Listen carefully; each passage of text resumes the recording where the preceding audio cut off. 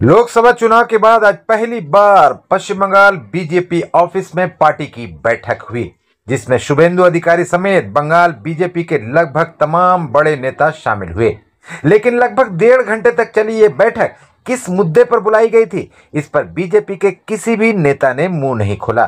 पर इस मौके पर शुभेंदु अधिकारी ने दीघा में जगन्नाथ देव के मंदिर का उद्घाटन किए जाने के लिए ममता बनर्जी पर निशाना साधा और इल्जाम लगाया कि वो हिंदू धर्म को नुकसान पहुंचा रही हैं।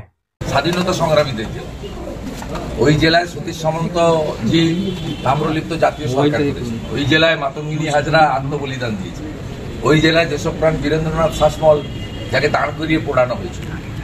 লবণ সত্যাগ্রহের জায়গা, তাম্রলিপ্তের জায়গা, মা বর্গভীমার মাটি, মা নাচিন্দার মন্দির, অপরূপ হলদিয়া বন্দর, সাথে অপরূপ দীঘার সমুদ্র সৈকত, দুহাত ভরে প্রকৃতি দিয়েছে, বিজেপিকেও দিয়েছে।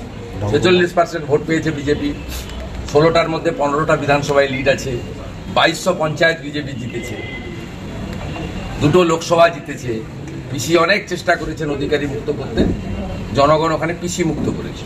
সংখ্যালঘুদের বাঁচানোর দায়িত্ব নিতে হবে সংখ্যাগুরুদের, এই যে বার্তা, একদিকে বাংলাদেশ চলছে, আবার ভারতে দাঁড়িয়ে যে মুখ্যমন্ত্রী ফালাকাটার দুর্গা মণ্ডপ, গার্ডেন রিচের দুর্গা মণ্ডপ, শ্যামপুরে দুর্গা মায়ের মূর্তি, রাজাবাজারে কালী মাতার মূর্তি, বজবজরে লক্ষ্মী মাতার মূর্তি, বেলডাঙ্গাতে মন্দির এবং কার্তিক ঠাকুরের মূর্তি প্রোটেকশন দিতে পারেন না, তার মুখে এসব কথা মানায় না।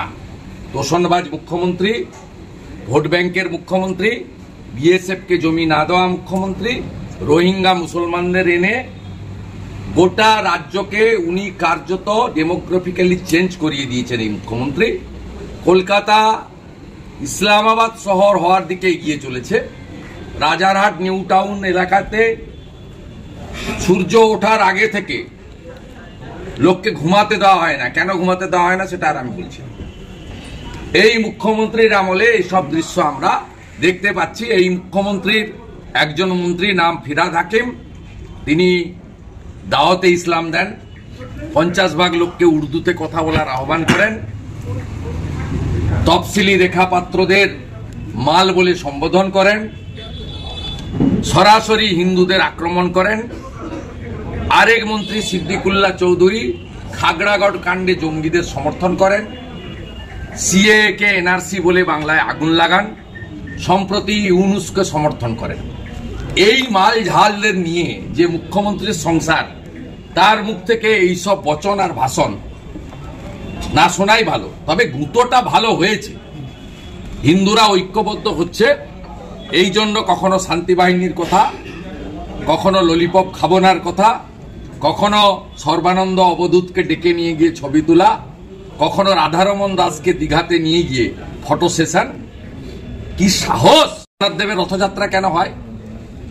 উনি বলছেন ইসকনের সোজা রথ, মানে রথের দিন আমি কলকাতায় থাকি, উল্টো রথটা দীঘাতে করব।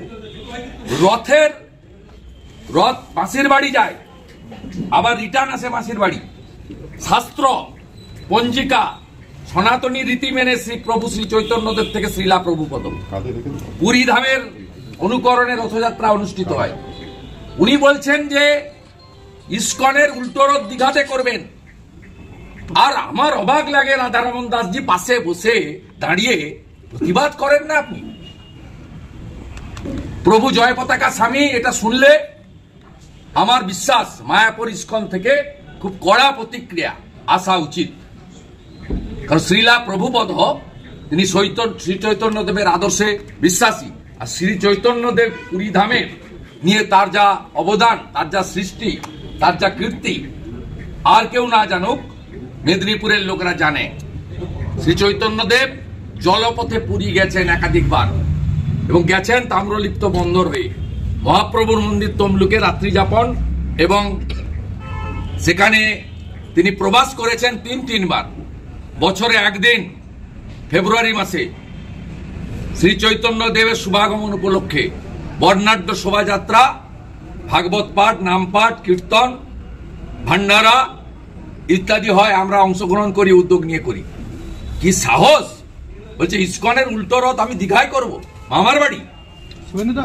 দেখা যাচ্ছে পিতৃপক্ষে দুর্গাপূজা উদ্বোধন আর দুর্গা পূজাকে সরকারি অনুদান দিয়ে কালচারাল প্রোগ্রামে পরিণত করা আর কার্নিভালের নামে আমাদের বিজয়া দশমীর রীতি নীতি সনাতনী হিন্দু ঐতিহ্য গরিমা সবকে নিচে ফেলে দিয়েছেন।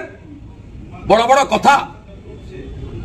রেড রোডে নামাজের দিন সকালবেলা কি করতে জানুনি? শুভেন্দু